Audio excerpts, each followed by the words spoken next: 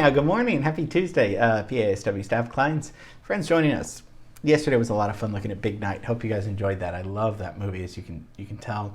And get a cool, easy breezy score to me today.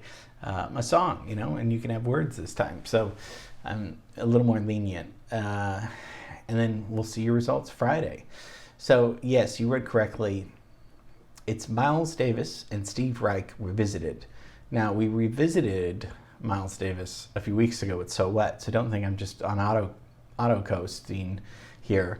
But there's a part of a Miles Davis class that I want you to listen to. We're going to talk about Gil Evans tomorrow. And we're also going to talk about Steve Reich a little bit tomorrow.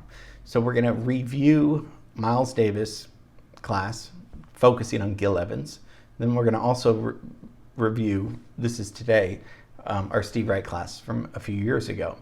And you're probably wondering, what are these two people, what am I even talking about? Tomorrow we're going to go into our advanced class, looking at one particular song by Gil Evans entitled La Nevada, Snow Falling. Lovely piece, very different for 1960. So we'll dive in, but first let's look at Gil Evans from our Miles class. Then let's review Steve Reich and minimalism, and then we'll see how all of these different things plug in, because I know it sounds kind of abstract. So here's Gil Evans, and here's Steve Reich. So he meets Gil Evans in the 40s, and Gil Evans has this little apartment in Midtown Manhattan, and he kind of hosts these little jazz parties or whatever. And they liked Gil Evans because he knew a lot about jazz, but he was trained in classical music. Kind of maybe like George Martin from the Beatles. He was trained in classical music, but he had an ear for what was also the future of music to come. So Miles really takes an interest in Gil Evans and thinks that he has something to offer, because he looks at Gil Evans' original scores and arrangements. Gil Evans was really an arranger, orchestrator, more than a songwriter. And in return, Gil Evans starts looking at and listening to Miles's sound develop as his own voice, rather than a second-rate or third-rate Dizzy Gillespie, who was a master at bebop, but that just was different than Miles. That's something that he wasn't really, interested in, being a second rate when you can be a first rate, original voice. So they come up with a pretty important album called Birth of the Cool, which was recorded between 1949 and 1950. Birth of the Cool was really important because it kind of was influenced by classical music arrangements and classical music elements, I should say, sorry. And it was kind of post bebop, so it was after, bebop's what we talked about, the crazy fast music, right? Crazy fast jazz music. 40s, late 40s, early 50s, we come into something that Miles and Gil Evans and other people as well, called cool jazz. And cool jazz takes a slower paced approach and influences of classical music too. And we and it's not slower because it's easier to play at all. It's got its own mellow, original voice to it. It's jazz, but it's completely different, as we can hear.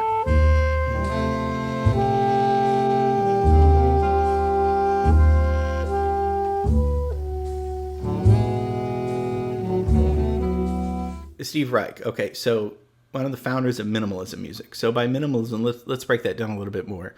The biggest part about Steve Reich's music is the rhythmic aspects, and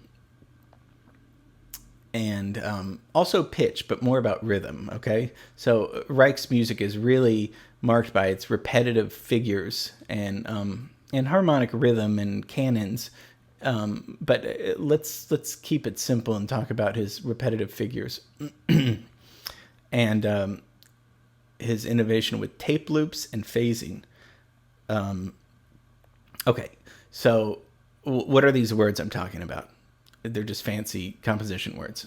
Let's talk about his early music. His early music was okay. So he was involved with phasing. So what's phasing? Okay, so here we're going along the lines like this, right? We're not phasing. We start to shift. We start phasing, right? Okay, so in the 60s, he creates this kind of these phasing patterns.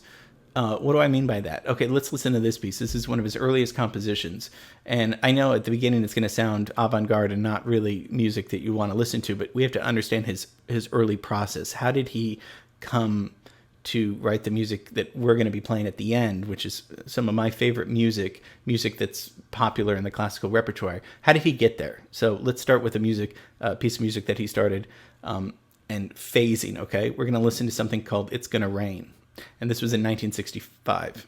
He began to warn the people. He said, after all, it's going to rain after all for 40 days and for 40 nights. And the people didn't believe him. And they began to laugh at him. And they began to mock him. And they began to say, it ain't rain. It's going to rain. It's going to rain. It's going to rain. It's going to rain. It's going to rain. It's going to rain. It's going to rain. It's going to rain. It's going to rain. It's going to rain. It's going to rain. It's going to rain. The piece goes on way longer, but I just want to tell you, so Reich recorded a sermon about this Pentecostal preacher talking about the end of the world on the streets of New York. Okay, so that's a real sermon guy. So he records him, and then he starts taping. He tapes him, and he transfers the last three words of the fragment. It's gonna rain. Okay, so stay with me. And he multiplies these tape loops, which gradually go in and out of phase with each other. So do you hear how just one little thing, it's gonna rain, it starts shifting into creating this rhythm. It's repetitive structure, right? Is that music? Well, it's almost music. There's kind of pitch.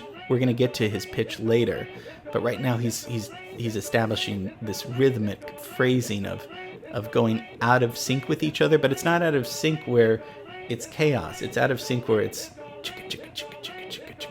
it's got like a motor. It's got like something he's developing this music this process music that's going to be changing and evolving throughout the piece.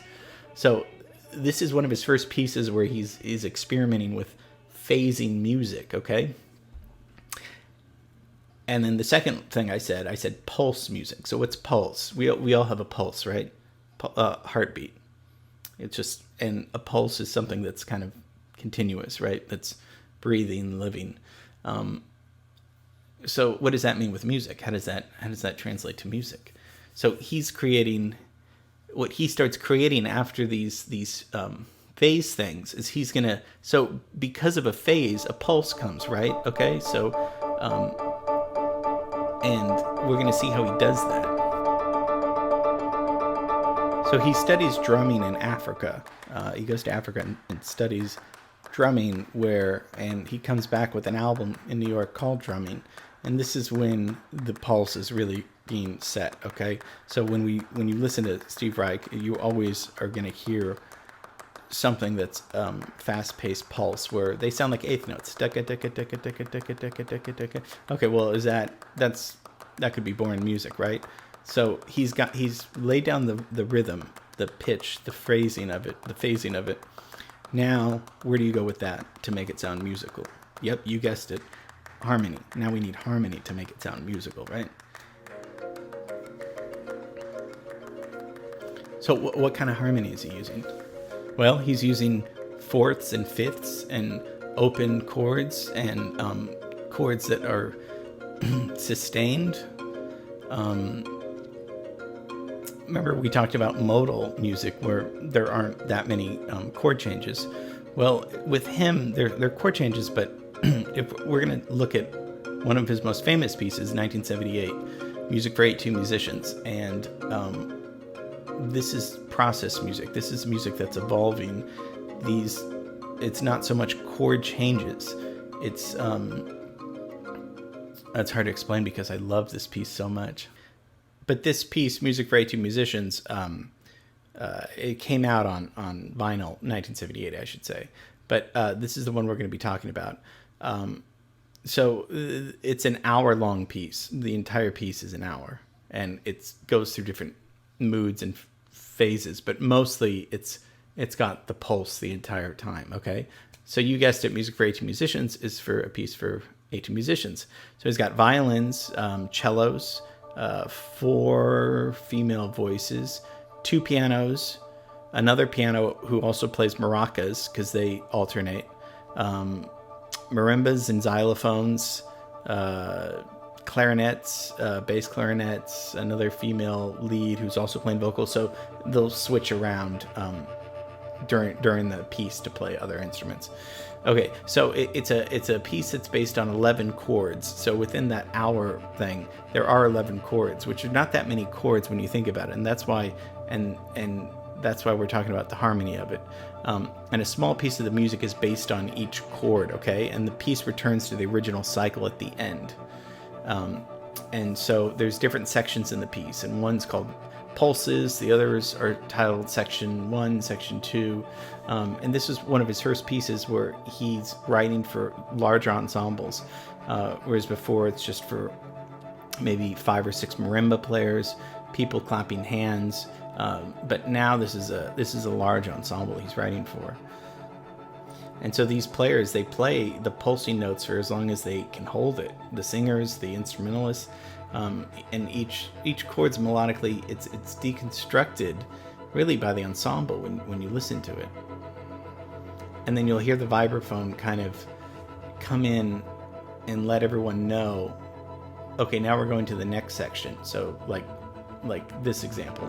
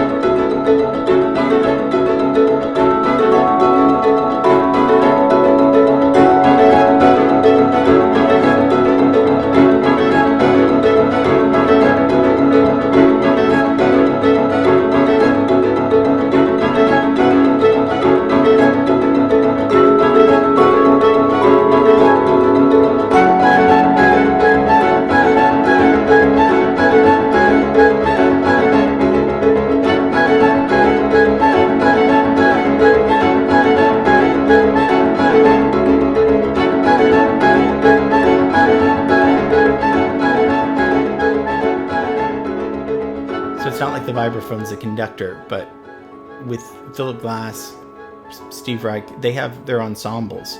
They don't really usually have a conductor. It's not conventional classical music. So in this case, they'll look at the vibraphone player, and just in case people get lost, because I mean, an hour-long piece, you don't want to be at minute 50 and say, oh, we got to go back. So like you just saw, Gil Evans had a different sound that Miles really liked. And Gil Evans is going to create an album that we're going to look at tomorrow, and one song tomorrow. We're going to look at that. Steve Reich, we looked at his rhythmic processes, process music, gradual music, and we're going to see how those terms relate to something Gil Evans was doing in 1960. Really early, way before, minimalism, really. Yeah, it's going to be fun. So tomorrow we'll dive in deeper to our advanced class. I hope you enjoyed today's review of Gil Evans and Steve Reich, and then we'll do some advanced hardcore thinking tomorrow. Okay, have a great rest of the day. See you tomorrow. Bye.